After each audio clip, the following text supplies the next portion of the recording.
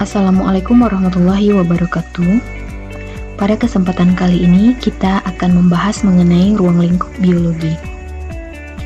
Tujuan pembelajaran: melalui kegiatan pembelajaran, peserta didik mampu menjelaskan konsep biologi, cabang-cabang biologi, peranan biologi dalam berbagai bidang kehidupan manusia, objek kajian biologi pada berbagai tingkat organisasi kehidupan, dan permasalahan pada berbagai tingkat organisasi kehidupan.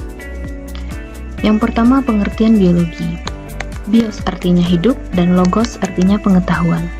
Biologi yaitu ilmu yang mengkaji dan mempelajari tentang makhluk hidup serta kehidupan yang berkaitan dengan makhluk hidup, termasuk lingkungan. Cabang-cabang ilmu biologi. Berikut merupakan beberapa cabang-cabang ilmu biologi. Yang pertama, genetika, ilmu yang mempelajari tentang sifat turun-temurun dan seluk-beluknya. Yang kedua, sitologi, ilmu yang mempelajari tentang struktur dan fungsi sel. Yang ketiga, zoologi, ilmu yang mempelajari tentang hewan.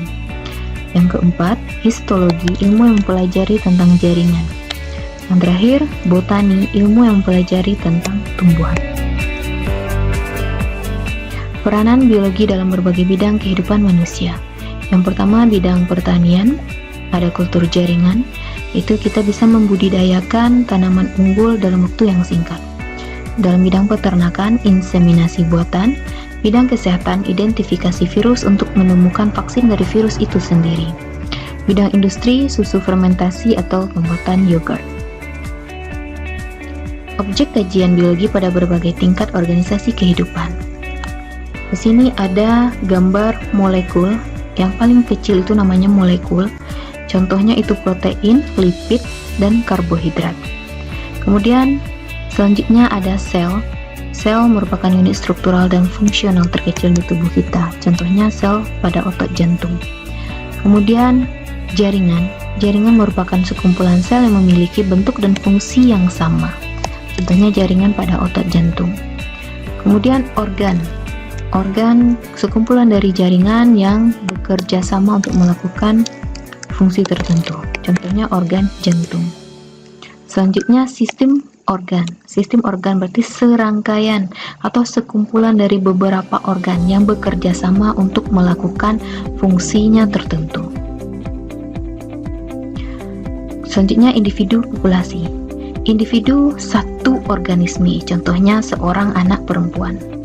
Sedangkan populasi merupakan sekumpulan dari organisme sejenis pada waktu dan tempat tertentu. Contohnya sekelompok orang atau sekumpulan gajah. Komunitas dan ekosistem. Di sawah terdapat berbagai populasi yang saling berinteraksi membentuk komunitas. Komunitas ini kemudian berinteraksi dengan faktor-faktor abiotik, suhu, intensitas cahaya, pH, atau kelembapan, membentuk suatu ekosistem sawah. Selanjutnya, bioma. Hutan hujan tropis merupakan salah satu bioma di dunia. Bioma adalah sekelompok hewan dan tumbuhan yang tinggal di lokasi geografis tertentu. Yang terakhir yaitu biosfer. Biosfer yaitu seluruh bioma yang ada di permukaan bumi. Permasalahan pada berbagai tingkat organisasi kehidupan. Pada tingkat sel, contohnya lisis atau pecahnya sel darah merah saat terinfeksi bakteri atau virus. Yang kedua, pada tingkat jaringan, contohnya penyakit osteoporosis. Selanjutnya, tingkat organ, contohnya kelainan pada organ mata. Pada tingkat sistem organ, misalnya gangguan bernafas akibat penyempitan saluran nafas pada penderita asfiksia. Selanjutnya, permasalahan pada tingkat individu, misalnya seorang penderita AIDS yang mengalami gangguan sistem imun dan membuatnya mudah terinfeksi penyakit. Selanjutnya, tingkat populasi, penyebaran AIDS dari satu orang ke orang lain dalam satu populasi. Sekian, terima kasih. Semoga bermanfaat. Wassalamualaikum warahmatullahi wabarakatuh.